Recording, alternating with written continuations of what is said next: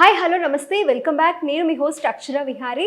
ఈరోజు మనతో పాటు స్టూడియోలో ప్రముఖ ఆధ్యాత్మికవేత్త, ప్రముఖ వాస్తు జ్యోతిష్య సంఖ్య నిపుణులు, అలాగే శ్రీమాత ఉపాసకులు దింటకుర్తి మురళీకృష్ణ గారు ఉన్నారు. గురుగారితో మాట్లాడదాం. నమస్తే గురుగారు. నమస్తే అమ్మ. హరి ఓం శివ.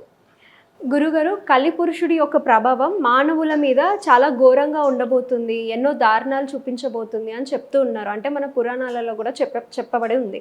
సో దాని నుంచి మానవులు తప్పించుకోవాలి అంటే మనం ఏం చేయవలసింది ఉంటుంది? అసలు కలి ఈయన యొక్క ఆవిర్భావం నుంచి గురించి తెలుసుకుంటే మనకి చాలా గగుర్పాడు కుదురుతుంది. అంటే బ్రహ్మ యొక్క వెనుక భాగం, వీపు భాగం, పృష్ఠ భాగం, అంటే అతని యొక్క వేస్ట్, బ్రహ్మ యొక్క వేస్ట్లో నుంచి పుట్టింది ఒక పదార్థం.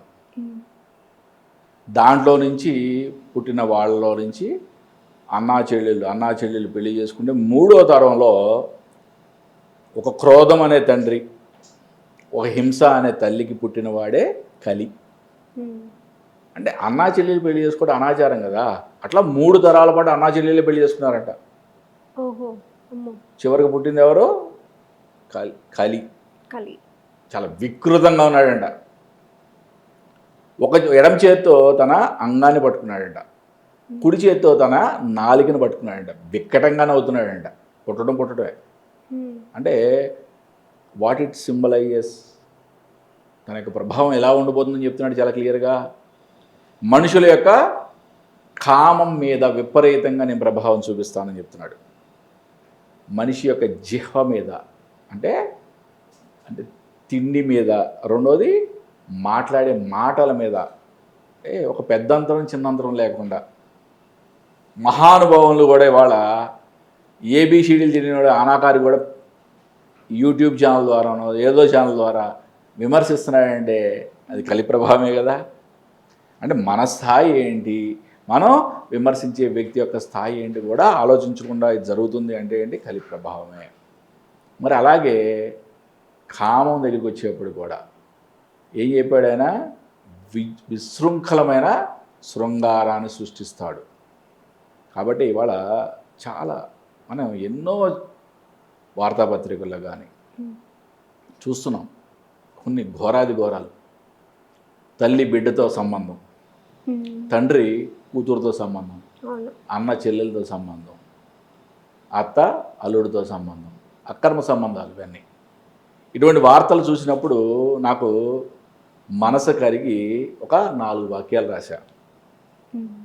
చెప్పండి. అమ్మ అయినా ఆలి అయినా ఒకటే ఈ దయ్యానికి, అన్న అయినా అంకులైనా ఒకటే ఈ రాకాసికి, చెల్లి అయినా చెలి అయినా ఒకటే ఈ భూతానికి, కొంగు చూస్తే సొల్లుగార్చే మగజాతి, బాడీ చూస్తే జారిపోయే ఆడజాతి, దిగజారుతున్న ఈ మానవతా విలువలను నీ ఖడ్గం ఖండించేదెప్పుడు కలికి అని నా మనోవేదన తెలియజేసుకున్నా. ఈ కలియుగంలో మనం కలి ప్రభావం నుంచి తప్పించుకోవాలంటే మనకి 3 దారులు. ఒకటి పూజ. ఓకే, మనం ఎప్పుడైతే భక్తి శ్రద్ధలతో పూజ చేస్తామో మన దగ్గరికి కలి ప్రవేశం జరగదు. రెండోది నామస్మరణ. మనం ఇంతకుముందు కూడా చాలాసార్లు చెప్పుకున్నాం, కలియుగంలో మానవుడు తరించాలి అంటే కావాల్సింది కలౌ స్మరణాన్ముక్తి. కలియుగంలో నామస్మరణ ఒక్కటే మనల్ని ప్రొటెక్ట్ చేసేది అని ఎన్నోసార్లు నేను ఎన్నో వీడియోలో చాలా చెప్పింది. దేని గురించి అంటే కలి నుంచి మనం రక్షింపబడాలంటే ఒక మంత్రాన్ని పట్టుకోవాలి. చాలా అద్భుతంగా దాన్ని సాధన చేయాలి. ఎలాంటి మంత్రం అయితే బాగుంటుంది చెప్పండి? ఏ మంత్రమైనా, అది పురాణ మంత్రమైనా, తారక మంత్రమైనా, శ్రీరామ మంత్రమైనా, ఏదైనా, రామతారక మంత్రమైనా సరే, ఓం నమ శివాయ పంచాక్షరి కానీ అష్టాక్షరి కానీ, అదే కాదు, నేను ఇంకా సాధన ఏదో ఒక నామస్మరణ. ఇంకా నేను ఒక అద్భుతమైన ఆధ్యాత్మిక సాధన చేయాలనుకున్నప్పుడు బీజాక్షర మంత్రాలు. ఓకే, నేను బీజాక్షర మంత్రాలు కూడా ఏవైతే నాకు సిద్ధించినాయో వాటిని నేను ఆల్రెడీ మీడియా ముఖంగా ఇవ్వడం జరిగింది. అవి వాటిని కూడా సాధన చేయొచ్చు. ఓకే, గణపతి, లక్ష్మీ గణపతి మంత్రాన్ని, మహాగౌరి మంత్రాన్ని ఇవన్నీ కూడా నేను ఇంతకుముందు ఆ శిష్యులకి ఇవ్వడం జరిగింది. అట్లా ఎవరైతే గురువులు వాళ్ళకి సిద్ధించిన మంత్రాలు ఇస్తారో ఓకే, వాటిని మనం స్వీకరించి వాటిని సాధన చేయడం ద్వారా మనం ఒక ప్రొటెక్షన్ లేయర్ ఏర్పరచుకోవచ్చు. మూడవది ఇంపార్టెంట్గా మనకి కృతయుగంలో, త్రేతాయుగంలో, ద్వాపర యుగంలో మానసికంగా అంటే మనం ఒక మనిషి మానసికంగా తప్పు ఆలోచన చేసినా కూడా అది చాలా పాప కార్యం. అంటే ఒక అమ్మాయి కనపడింది, ఆ అమ్మాయితో శృంగారం చేస్తున్నట్టుగా తను ఊహించుకున్నా కూడా అది పాపమే అని చెప్పింది. త్రేతాయుగంలో, ద్వాపర యుగంలో కూడా, కృతయుగంలో కూడా. ఓకే, కాబట్టి జమదగ్ని మహర్షి ఆయన యొక్క భార్యని శిరచ్ఛేదనం కూడా చేశాడు. అంటే ఆ యుగంలో ఆ యుగధర్మం అలా ఉంది. మరి కలియుగంలో ఏం చెప్పారు?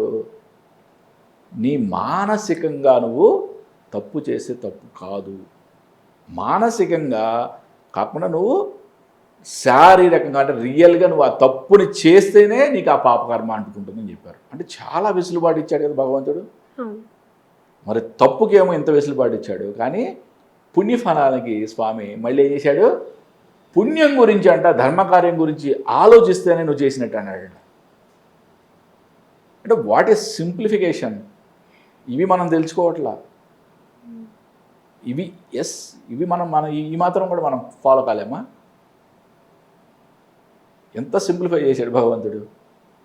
నీ మనసు ఎక్కడికో పోతుంది, సావు ఆలోచించుకో, ఎందుకంటే నువ్వు ఆ తప్పు చేసే వరకు నీకేం పాపం అంటదని చెప్పాడు క్లియర్గా. సావు ఏం చేస్తాం? అట్లీస్ట్ పొద్దున్న లేచిన కానీ పాజిటివ్గా ఉండమన్నాడు, పాజిటివ్గా ఆలోచించమన్నాడు. ఆలోచిస్తే నీకు పుణ్యఫలం ఇస్తానంటున్నాడు కదా. అది చేసిన పుణ్యం ఎంత అయితే నీకు ఒక అన్నదానం చేసినట్టు నువ్వు ఆలోచించుకున్నావు, అన్నదానం జరిగిన పుణ్యఫలం వచ్చే కదా. ఒక హోమంలోనో, ఒక యాగంలోనో, ఒక పూజలోనో పాల్గొన్నట్టుగా ఊహించుకున్నావు, దాని యొక్క పుణ్యఫలం నీకు వచ్చినట్లే కదా. భగవంతుడు ఎంత సింప్లిఫై చేసుకుంటూ వచ్చాడు కలియుగంలో. అంటే కలియుగంలో ఉన్న విపరీతాలు ఎంత అద్భుతంగా మనకి ఇతిహాసాల్లో, పురాణాల్లో చాలా క్లియర్గా చెప్పబడినాయి. అన్నీ కూడా గరుడ పురాణాల్లో కానీ అన్నింటిలో కూడా చాలా క్లియర్గా చెప్పబడినాయి. కలి యొక్క విజృంభణ ఎలా ఉంటుంది, ఓకే, మనుషుల యొక్క ప్రవర్తన ఎలా ఉంటుంది, కలి నుంచి తప్పించుకోవాలంటే ఏం చేయాలి, అన్నీ చాలా క్లియర్గా చెప్పండి. కలి యొక్క ప్రభావం ఇంకా పోయే కొద్ది ఇంకా చాలా విశృంఖలంగా ఉంటుంది. ఆయన యొక్క ప్రభావం చాలా దారుణంగా ఉంటుంది.